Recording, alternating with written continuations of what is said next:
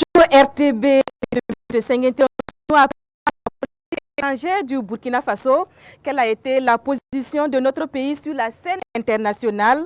Quel type de coopération bilatérale et multilatérale pour le Burkina Faso? Pour en parler, nous recevons sur le plateau Jean-Marie Traoré, ministre des Affaires étrangères, coopération régionale et des Burkinabés de l'extérieur.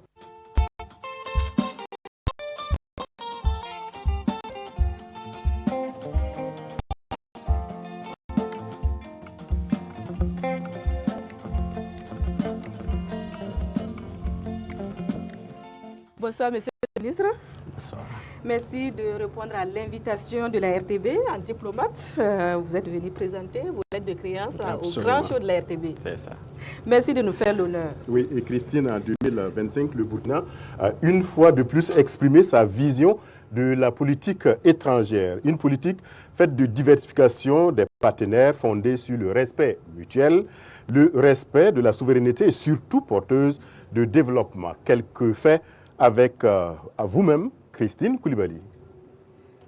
Faire du Burkina Faso un État qui consolide son respect et son rayonnement sur la scène internationale, le repositionnement diplomatique amorcé depuis l'avènement du MPSR2 au pouvoir s'est poursuivi en cette année 2025. Une diplomatie guidée par les principes de coopération basée sur la diversification des partenariats, l'affirmation de la souveraineté du pays, la promotion d'une diplomatie active et gagnant-gagnante pour faire face aux enjeux et défis nationaux. Le premier coup diplomatique de est marqué par le chef de l'État, le capitaine Ibrahim Traoré, dès les premiers jours de 2025. En effet, le 7 janvier, le président du Faso est au rang des invités de marque de la cérémonie d'investiture du président ghanéen John Dramani Mahama.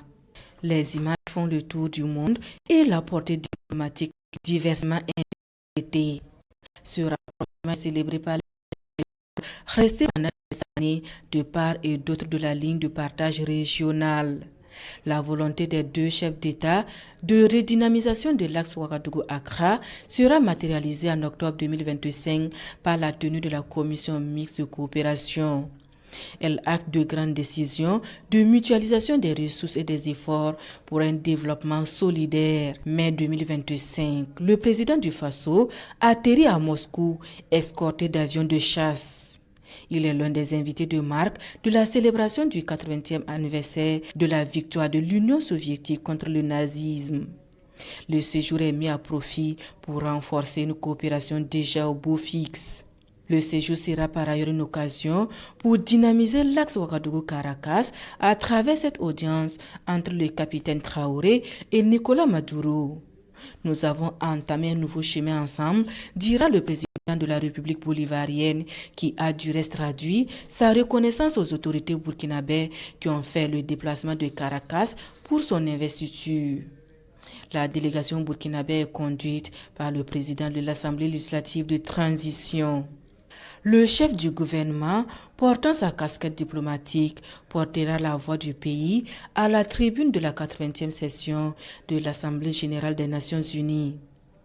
Entre rencontres bilatérales et multilatérales, le Premier ministre Talba Jean-Emmanuel Ouédraogo a saisi toutes les tribunes pour marteler la vision souverainiste du Burkina Faso.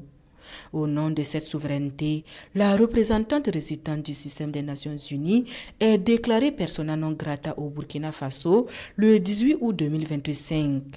Fait à elle reprocher une succession d'impairs intolérables pour le gouvernement burkinabé. Dans sa mission d'assurer la mise en œuvre et le suivi de la politique étrangère et de coopération du gouvernement, la promotion des intérêts du Burkina Faso dans tous les domaines auprès des pays étrangers ou au sein des organisations internationales, le chef de la diplomatie burkinabé était en pleine offensive diplomatique en 2025. Au Burkina comme à l'étranger, Karamoko Jean-Marie Traoré multiplie les rencontres, comme ici au Kazakhstan en juin 2025. Il est là pour explorer la coopération spatiale et économique. Le séjour est sanctionné par la signature d'un mémorandum d'entente. L'axe Ouagadougou-Ankara s'est davantage rapproché au cours de l'année 2025. En avril, le Burkina Faso est aux côtés des 148 pays présents au forum d'Antalya.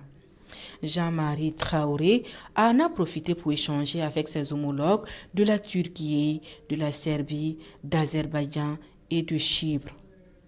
Le ministre turc en charge des Affaires étrangères sera du reste à Ouagadougou en mai 2025. Un séjour qui sera sanctionné par 2 accords approfondissant une relation de coopération qui brille par son dynamisme. Historiquement très forte, la relation entre le Burkina Faso et la Côte d'Ivoire connaît ces dernières années quelques tensions frisant la rupture.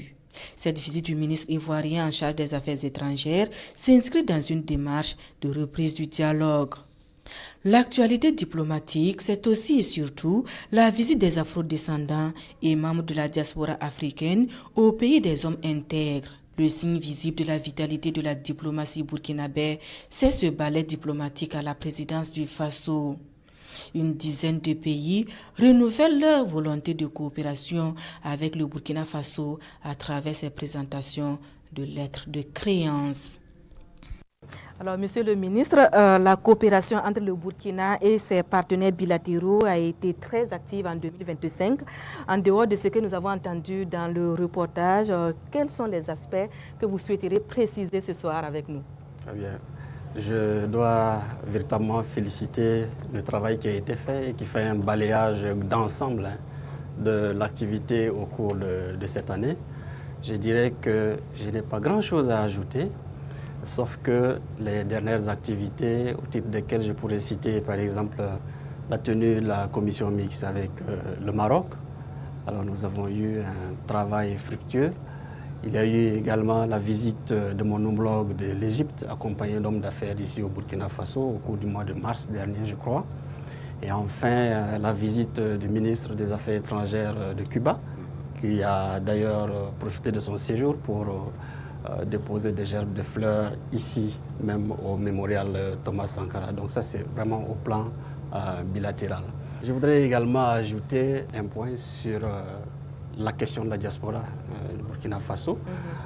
Vous savez que c'est une des priorités aussi des orientations au niveau de la politique étrangère du Burkina Faso, de faire en sorte que nous puissions travailler à mobiliser l'ensemble des Burkinabés de l'extérieur dans le cadre donc, de la construction du Faso autour de la vision nouvelle qui est celle de la révolution progressiste populaire.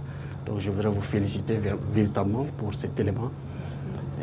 Et on va dire que le Burkina a affirmé en tout cas sa souveraineté et après l'expulsion de la coordonnatrice résidente du système des Nations Unies, est-ce que la suite de la coopération a été au beau fixe avec le partenaire onusien ou encore que retenir donc de la collaboration avec les autres partenaires multilatéraux? Le dialogue avec le système des Nations Unies n'a jamais été interrompu.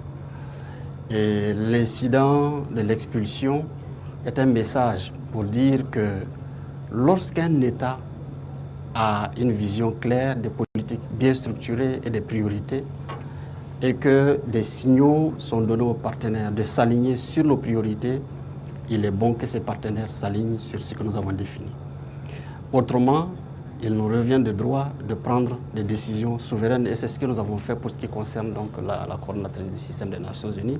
Mais cela dit, ça ne met pas un terme à notre coopération avec le système des Nations Unies.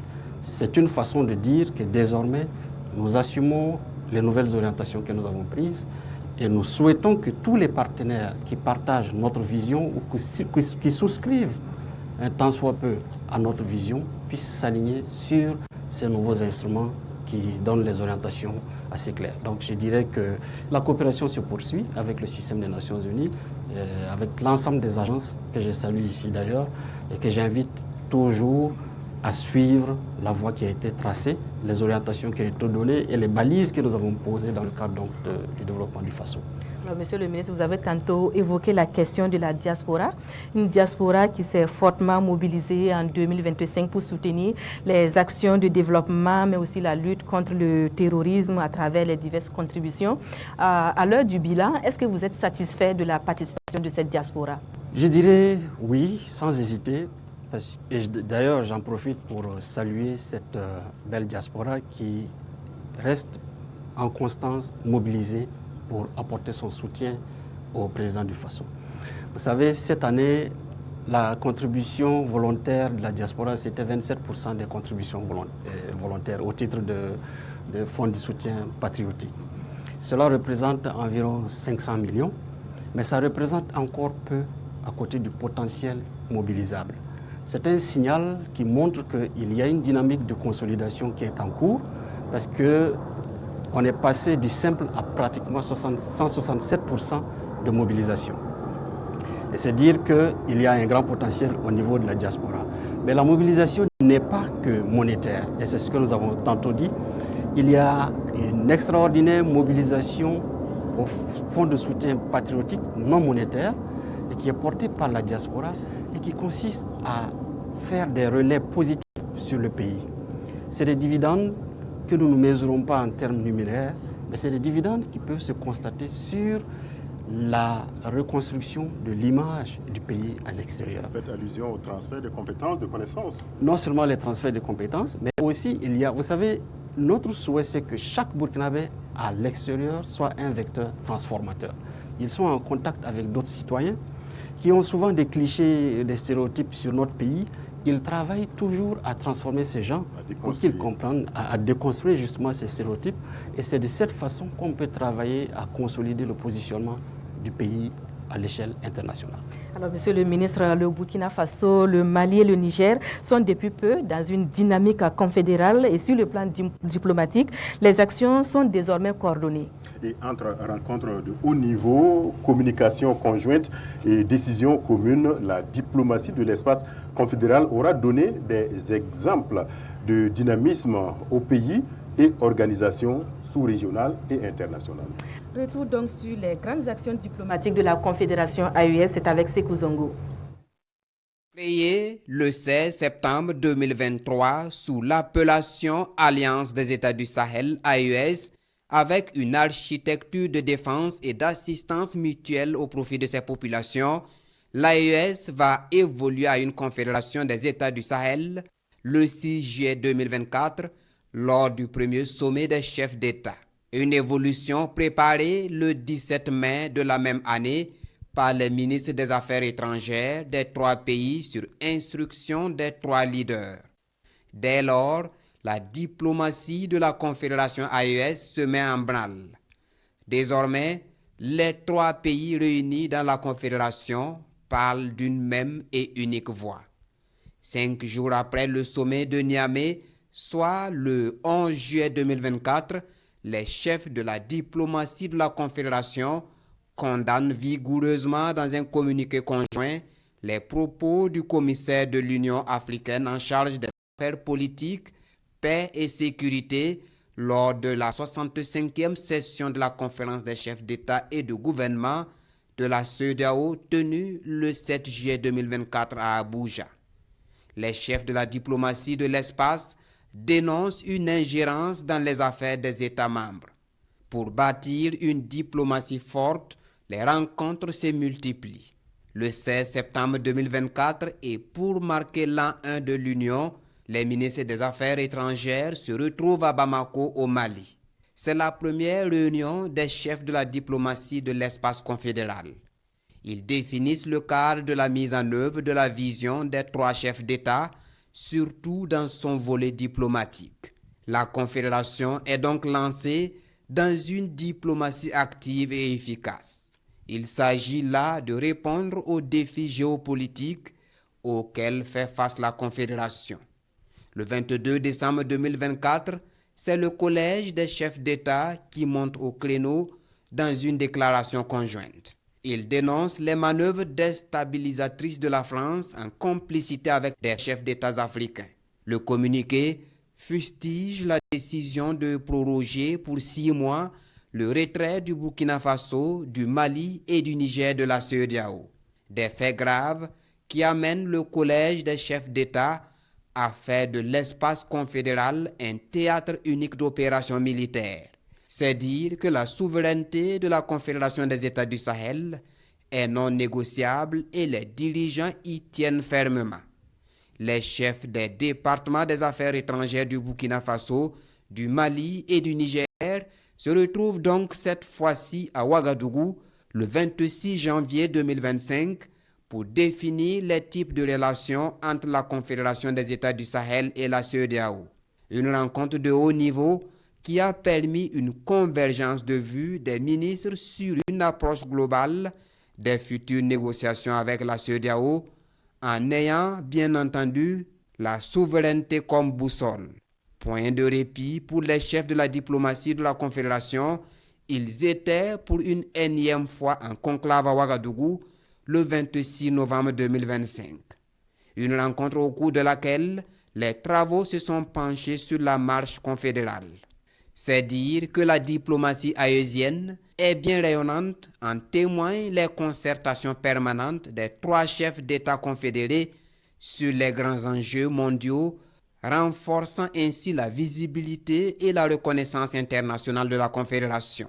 La coordination diplomatique, c'est également la lettre conjointe de la Confédération AES du 19 août 2024 adressée au président du Conseil de sécurité des Nations Unies pour dénoncer le soutien ouvert de l'Ukraine au terrorisme international et en particulier au Sahel. Une dénonciation suite à l'attaque terroriste meurtrière les 24, 25 et 26 juillet 2024 à Tinzaouaten au Mali. Désormais, l'entité parle d'une même voix et tisse souverainement ses partenariats avec des grandes puissances telles que la Chine et la Russie. À la tribune de la 80e session de l'Assemblée générale des Nations unies, la République du Mali, qui assure la présidence de la Confédération, porte la voix commune des États de la Confédération à travers une déclaration. Monsieur le ministre, le Burkina assure la présidence de la Confédération des États du Sahel cette année. Quels sont les défis à relever sur le plan de la diplomatie? Très bien.